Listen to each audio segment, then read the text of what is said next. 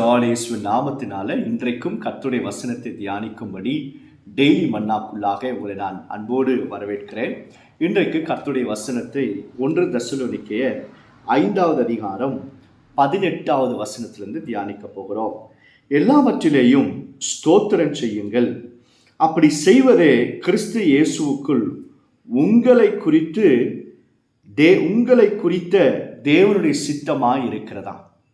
இந்த வசனத்தை கேட்கிற உங்களை குறித்து, என்னை குறித்து தேவனுடைய சித்தம் என்ன அப்படின்னா, நாம் எல்லாவற்றிலையும் கர்த்தருக்கு ஸ்தோத்திரம் செலுத்துறோமா. இந்த வசனத்தை நல்லா கவனிங்க. எல்லாவற்றிலேயும், எல்லாவற்றுக்காக மட்டுமல்ல, எல்லாவற்றிலேயும் கர்த்தருக்கு ஸ்தோத்திரம் செலுத்துறோமா. அப்ப என்ன அர்த்தம்? இந்த வருஷத்தை மட்டும் நீங்க எடுத்துக்கொள்ளுங்களேன். ஒருவேளை இந்த வருஷத்துல உங்கள் லாபத்திலேயும் கர்த்தருக்கு ஸ்தோத்திரம் செலுத்துங்க, உங்கள் நஷ்டத்திலேயும் கர்த்தருக்கு ஸ்தோத்திரம் செலுத்துங்க, நம்முடைய சந்தோஷத்திலையும் கர்த்தருக்கு ஸ்தோத்திரம் செலுத்தணும், நம்முடைய பாடுகளில் கண்ணீரான சூழ்நிலையிலையும் கர்த்தருக்கு ஸ்தோத்திரம் செலுத்தணும்.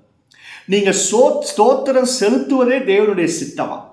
இந்த தேவனுடைய சித்தத்தை நம்ம நிறைவேற்றிட்டோம் அப்படின்னா நிச்சயமாய் கர்த்தர் ஆசீர்வதிக்காமல் போவதே கிடையாது. பவுலையும் சீலாவையும் அடித்து தொழுமரத்தில் தலைகீழாக தொங்க விட்டார்களாம். ராத்திரி முழுவதும் அவர்கள் கர்த்தரை பாடி துதித்து ஸ்தோத்தரித்து கொண்டிருந்தார்களா. நடந்த சம்பவம் என்ன தெரியுமா? அந்த சிறைச்சாலுடைய அஸ்திவாரமே நடுங்கியதான். இந்த வசனத்தை கேட்கிற கர்த்தருடைய பிள்ளைகளை, நீங்க கர்த்தரை எல்லாவற்றிலேயும் ஸ்தோத்திரம் செலுத்தும் பொழுது உங்களுடைய சிறையிருப்பின் அஸ்திவாரங்கள், உங்க சிறையிருப்பை கர்த்தர் நடுநடுங்க செய்து அவைகளை உடைத்து உங்களை விடுதலையாக்க போகிறார். ஒருவேளை உங்க சிறையிருப்பு கடன் பிரச்சனையாக இருக்கலாம், பல ஆண்டுகளாயும் பிள்ளைகள் இல்லாமல் இருக்கலாம், பல ஆண்டுகளாயும் உங்களுக்கு திருமணமே ஆகாமல் இருக்கலாம், பல ஆண்டுகளாயும் உங்களுக்கு ஏதோ ஒரு ஜாப், சரியான வேலை இல்லாமல் இருக்கலாம். எந்த சிறையிருப்பாக இருந்தாலும் சரி, கர்த்தரை நீங்க ஸ்தோத்திரம் செலுத்த உங்க சிறையிருப்பை கர்த்தர் உடைத்தெறிவார் என்பதை மறந்து போகாதீங்க. இந்த வருஷத்துல பாருங்க, நம்ம கர்த்தருக்கு நன்றி செலுத்தி ஸ்தோத்திரம் செலுத்தணும்னா எத்தனையோ காரியத்துக்காக நாம் செலுத்திக் கொண்டிருக்கணும். நீங்களும் நானும் பெரிய பரிசுத்தவான்களோ நீதிமான்களோ என்பதற்காக நான் இதை சொல்லலை. கர்த்தர் கிருபையா நமக்கு ஜீவனை கொடுத்திருக்கிறார். இந்த காற்று இருக்கு பாருங்க, மூக்குல வாயில நம்ம விடுகிற இந்த ரெஸ்பிரேஷன் சொல்லுவாங்க. இந்த காற்று சில பேருக்கு சரியா இல்லாததுனால ஹாஸ்பிட்டல் ஐசியூல அட்மிஷன் போட்டு ஒரு நாளைக்கு ஆக்சிஜனுக்காக 25,000 ரூபாய் செலவழிக்கிறாங்க. கர்த்தர் நம்ம அப்படியெல்லாம் வைக்கல. அவருடைய தயவு நம்ம மேல இருக்கு. நம்ம நீதிமான்கள் என்பதற்காக அல்ல, அவருடைய சுத்த கிருபை. இன்றைக்கு நாம் உயிரோடு இருக்கிறோம், சுவாசிக்கிறோம். இந்த எல்லா நன்மைகளுக்காக கர்த்தருக்கு ஸ்தோத்திரம் பண்ணுங்க. பிரதர், இந்த வருஷத்துல எனக்கு சொந்தமானவர்கள் என்னை விட்டு மரித்து போனார்கள், என்னை விட்டு போனார்கள் என்று சொல்றீங்களா? அதற்காகவும் ஸ்தோத்திரம் பண்ணுங்க. பிரதர், இந்த வருஷத்துல எனக்கு ஆப்ரேஷன் நடந்தது, எனக்கு வியாதிகள் இருந்தது என்று சொல்றீங்களா? அதிலேயும் கர்த்தருக்கு ஸ்தோத்திரம் பண்ணுங்க. நிச்சயம் கர்த்தருடைய ஊழியக்காரனா நான் இருந்து சொல்லுகிறேன், உங்கள் சிறையிருப்பை கர்த்தர் மாற்றுவார். யோபு என்கிற பக்தர் வேதத்தில் அப்படிதான் சொன்னார். கர்த்தர் கொடுத்தார், கர்த்தர் எடுத்தார், அவருடைய நாமத்துக்கு ஸ்தோத்திரம். மனைவி சொல்லுது நீ செத்துப்போ என்று சொல்லி, ஆனா இந்த யோபு சொல்றாரு கர்த்தருக்கு ஸ்தோத்திரம் என்று சொல்லி. எல்லாரும் நம்முடைய சாவை, நம்முடைய மரணத்தை எதிர்பார்த்தாலும் அப்படிப்பட்ட மனிதர்களுக்கு முன்பாக கூட கர்த்தரை ஸ்தோத்திரம் பண்ணுங்க.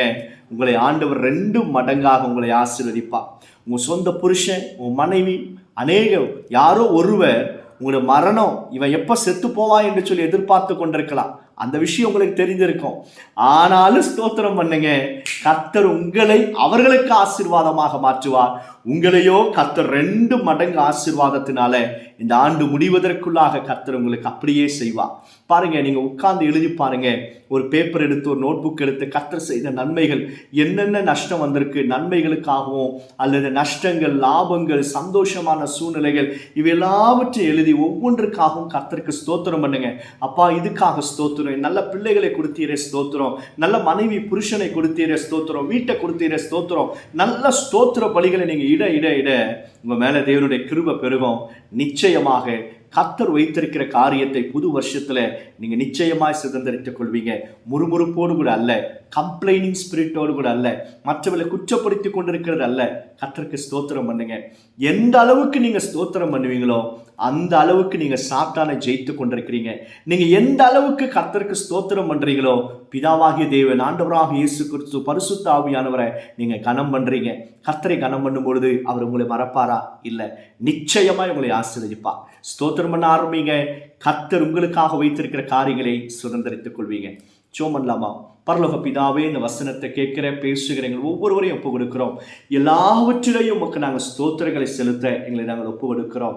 அப்பா, நன்மையானாலும் தீமையானாலும், லாபமோ நஷ்டமோ வறுமையோ லாபமோ எதுவாக இருந்தாலும் எல்லாவற்றுக்காக ஸ்தோத்திரம் ஸ்தோத்திரம் ஸ்தோத்திரம் ஸ்தோத்திரம். ஆண்டவரை, இந்த வசனத்தை கேட்கிற பிள்ளைகளை ஆசீர்வதிங்க. எந்த பலவீனங்கள் நோய்களாக இருந்தாலும் heal in the name of Jesus. எல்லா சாத்தானுடைய வஞ்சக கிரியைகளையும் அந்தகார வல்லமைகளையும் இருளின் ஆதிக்கங்களையும் இயேசுவின் நாமத்தில் நிர்மூலமாக்கி அப்புறப்படுத்துக. இந்த வசனத்தை கேட்கிற பிள்ளைகள் மேல தேவனுடைய தயவுள்ள கரம் இப்பொழுது இறங்கட்டும். ஆண்டவரை பலப்படுத்தும். இயேசுவின் நாமத்தினால ஜெபிக்கிறோம் பிதாவே. ஆமென், ஆமென். God bless you. God bless you all.